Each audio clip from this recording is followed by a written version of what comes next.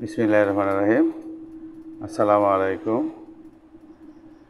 নবম শ্রেণী, তোমরা অপেক্ষা করতেছ তোমাদের 10 তারিখের জীবন জীবিকা পরীক্ষা মূল্যায়ন প্রশ্ন। তোমাদের প্রশ্ন এখন অনলাইনে আর পাওয়া যাবে না, এই জন্য আমি অনেক চিন্তা করে তোমাদের জন্যে কিছু নমুনা প্রশ্ন আমি তৈরি করছি। এর বাইরে প্রশ্ন আসার কোনো সুযোগ নাই ইনশাল্লাহ। তোমরা এগুলি যদি মনোযোগ সহকারে পড়ো তাহলে আল্লাহর রহমতে পরীক্ষার হলো আনসার করতে পারবা। তবে শর্ত হলো, আমি যে প্রশ্নগুলি দিচ্ছি এগুলি তো তোমাদের বইয়ের পৃষ্ঠার আলোকে দিছি, পৃষ্ঠা লিখে দিচ্ছি। এই পৃষ্ঠার আলোকে তোমরা আনসারগুলি বাড়িতে কমপ্লিট করতে হবে। কমপ্লিট যদি করো না তাহলে তোমরা আনসার করতে পারতা না। অবশ্যই বাড়িতে এগুলি আনসার করতে হবে। নমুনা 1 আমি পড়ে দিচ্ছি, তোমরা দেখে যাও। দেখো, আমরা বাংলাদেশে বাস করি, দেখতে পাচ্ছ তো? আমরা বাংলাদেশে বাস করি। 17 কোটি মানুষের দেশ বাংলাদেশ।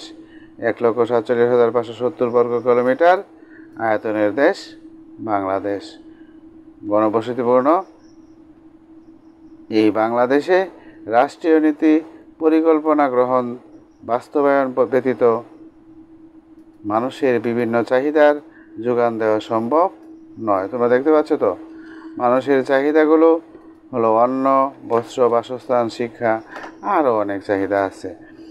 একটি পরিবার থেকে শুরু করে রাষ্ট্রীয় যত প্রতিষ্ঠান আছে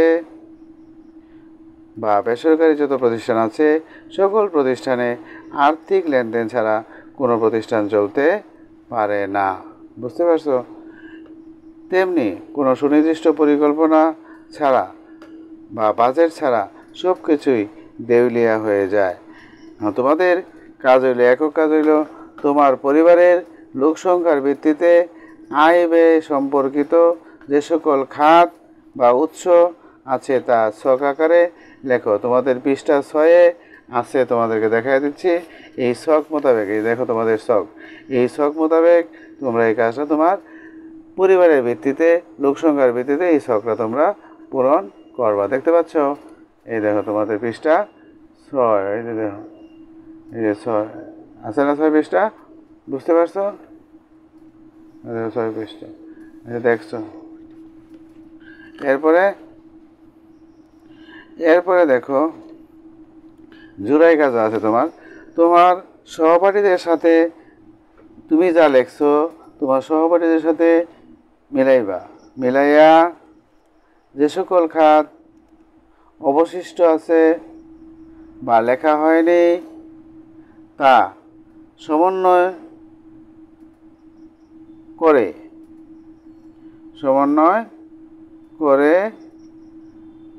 পূর্ণ বাজেট পরিকল্পনা তৈরি করতে হবে।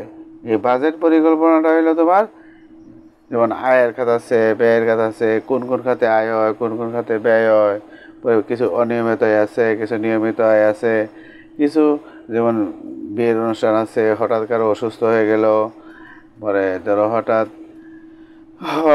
হঠাৎ করে বন্যা আইলো, হঠাৎ করে খরা হইলো, হঠাৎ করে ধরো কোনো মহামারী আইলো, করোনা মহামারী আইলো, এইসব কারণে কিছু অনিয়মিত ব্যয় আছে।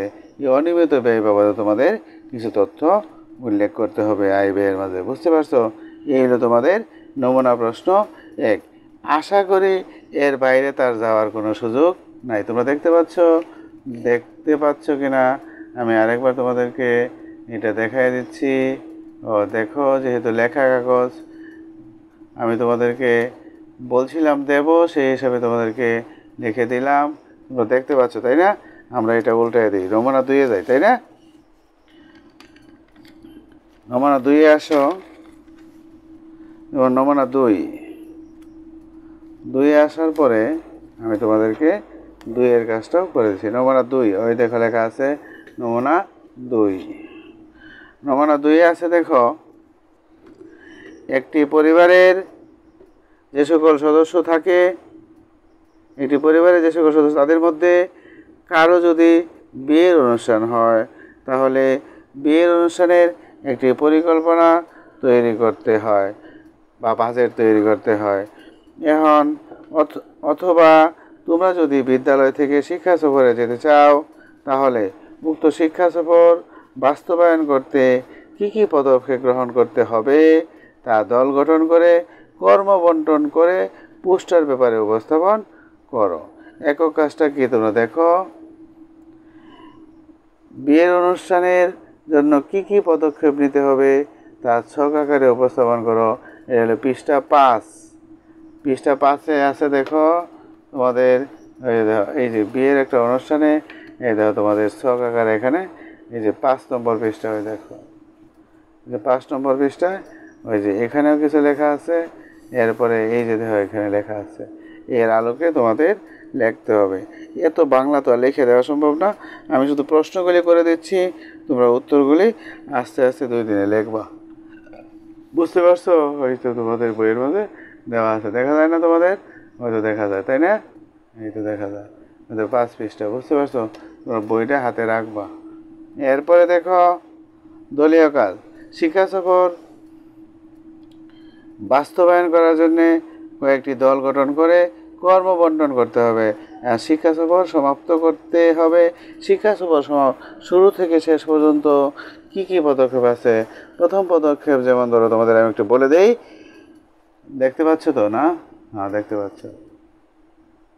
প্রথম পদক্ষেপ হইল তোমাদের, যেমন ধরো প্রথমত তোমরা সবাই মিলে আগে চিন্তা করতে হবে যে আমরা শিক্ষা সফরে যাব। এখন যাইতে হইলে তোমাদের এমনিতে যাইতে পারতো না, প্রধান শিক্ষক বরাবর কী করতে হবে? আবেদন করতে হবে। আবেদন করার ক্ষেত্রে তোমাদের অনেকে স্বাক্ষর দিতে হবে। এরপরে স্যারে যদি মঞ্জুর করে তখন তোমরা শিক্ষা সফরে যাওয়ার সিদ্ধান্ত নিবা।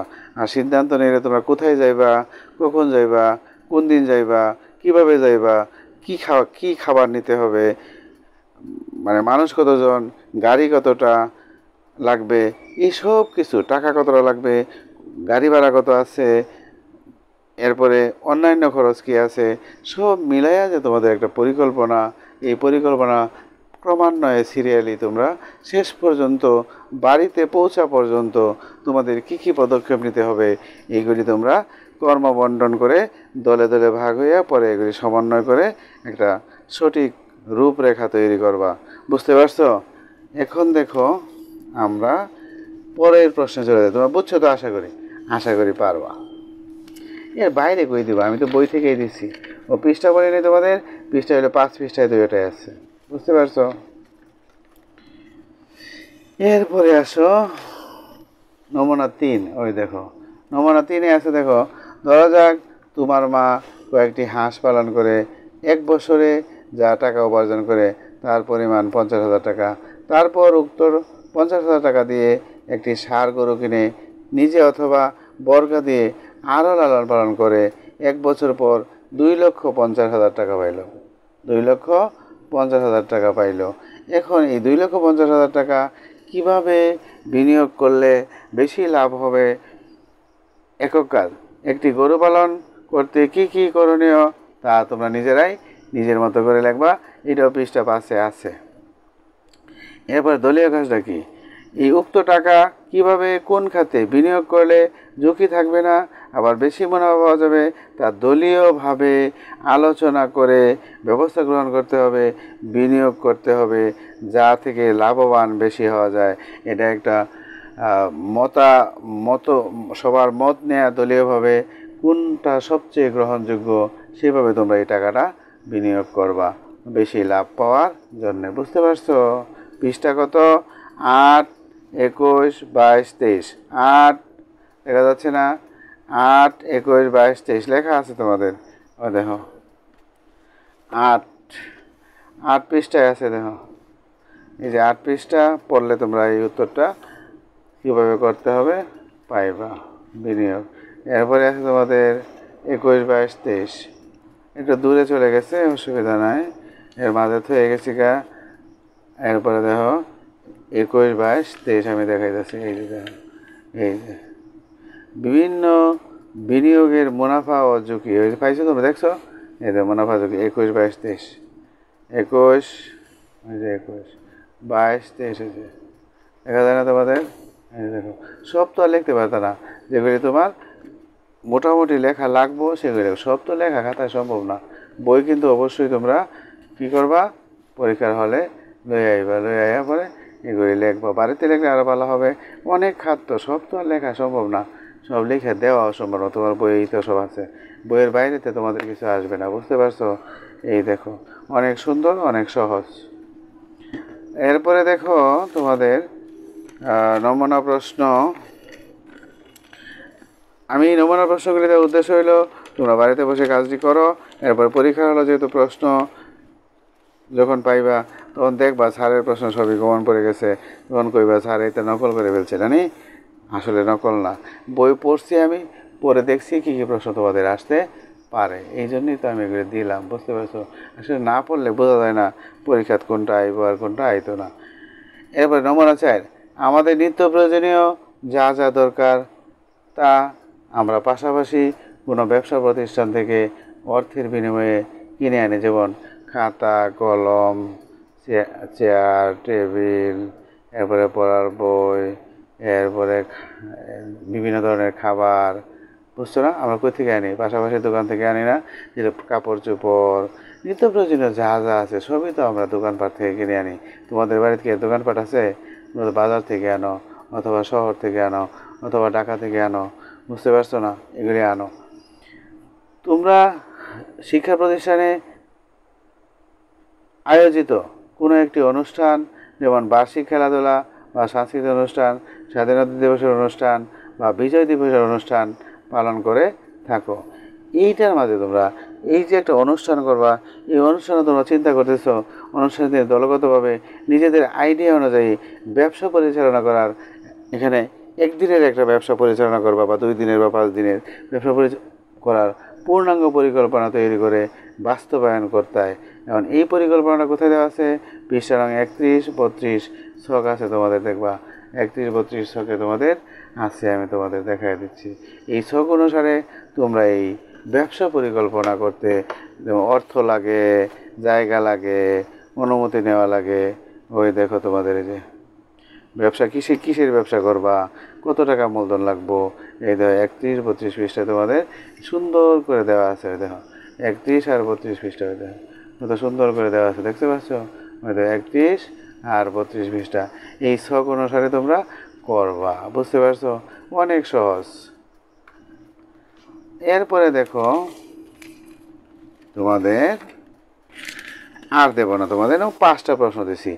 এইগুলি যদি করো তাহলে তোমাদের ব্রেনটা ফ্রেশ হবে, প্রশ্নগুলি পরীক্ষায় কীভাবে আসে একটা ধারণাও লাভ করতে পারবা। আমি যেমন ধারণা লাভ করতে পারছি, তোমরাও তেমনি ধারণা লাভ করতে পারবা। নমুনা প্রশ্ন 5, আমরা সমাজে বাস করি, ঠিক না?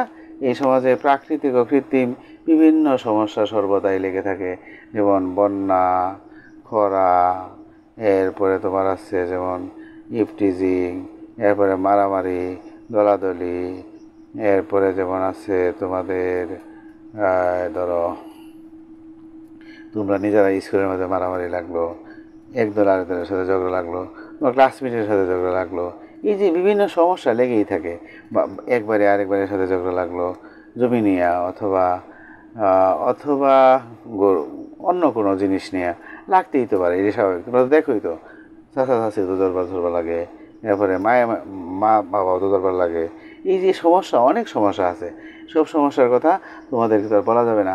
একক কাজ, এককভাবে সমস্যাগুলো চিহ্নিত করে তোমরা খাতায় লেখো। চিহ্নিত সমস্যাগুলি কি? প্রাকৃতিক এবং কৃত্রিম। এই সমস্যাগুলি এককভাবে খাতায় লিখবা, এটা হলো একক কাজ। এরপর দলীয় কাজটা কি?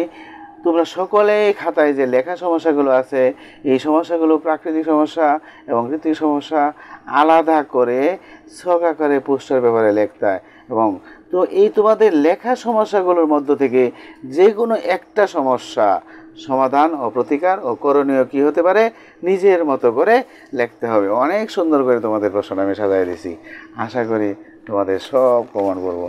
পৃষ্ঠা নং কত? 42-43, ওই দেখো 42 পৃষ্ঠায় আছে, দেখো এই দেখো 42 পৃষ্ঠায়, দেখতে পাচ্ছ তোমরা? ওই দেখো 42 পৃষ্ঠা, দেখা যায় না 42 পৃষ্ঠা? এই 42 পৃষ্ঠা দেখা আছে সামাজিক সমস্যা চিহ্নিতকরণ, এর মধ্যে কৃত্রিম সমস্যা, প্রাকৃতিক সমস্যা, ওই দেখো এখানে দেওয়া আছে যে তোমার এলাকার সমস্যা, বুঝতে পারছো? এবং সমস্যা সমাধানের উপায় অনুসন্ধান, এই ছক কাগজ আছে, সমস্যা সমাধানের উপায়ও আছে। তুমি যে কোনো একটা সমস্যা হাতে নিয়ে সমাধান করবা। 44 পৃষ্ঠা, বুঝতে পারছো? অনেক মজা করে তোমাদেরকে প্রশ্ন দিলাম, আশা করি তোমরা অনেক উপকৃত হইবা। হ্যাঁ, সবাই অপেক্ষা করতেছো, কোনো প্রশ্ন পাচ্ছি না। তোমরা বইটা আরো পড়বা, এগুলি পাশাপাশি তোমরা বইটা আরো পড়বা। তোমাদের বইটা অনেক সুন্দর, বুঝছো? আসলে জীবন জীবিকা যে বইটা নাম দিছে, এই বইটা অনেক সুন্দর। যেটা তোমার জীবন চলার ক্ষেত্রে, এই যে তোমার বাবায় তোমার লেখাপড়া করায়, তোমার বাবায় কিভাবে এই টাকাটা আর্ন করে, কিভাবে উপার্জন করে, তুমি যে চাইলে 2200 টাকা দামের একটা কাপড় দেও বা 2200 টাকা দামের একটা সেট দেও, তোমার বাবা এই 2200 টাকা রোজগার করতে পারে কি না, এটা তুমি একবারও চিন্তা করো না। এই জীবন জীবিকার বই পড়লে তুমি বাবার কাছে আর এই চাপাচাপি করতে না। বাবা যেটা এনে দিব এইটাই তুমি পড়বা, বাবা যে খাবার এনে দিব এই খাবারে তুমি খাইবা। তখন তোমার ভিতরে একটা বুঝ শক্তি পয়দা হবে। আশা করি সবার বুঝ হোক, ভালো হোক, মঙ্গল হোক। আল্লাহ হাফেজ।